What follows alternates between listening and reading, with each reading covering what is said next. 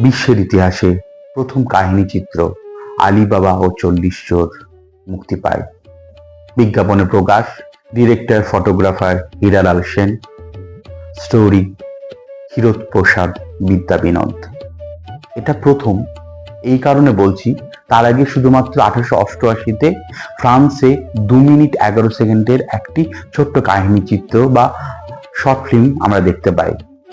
ছবিটির নাম Roundhay the garden scene, directed by Louis Le Prince.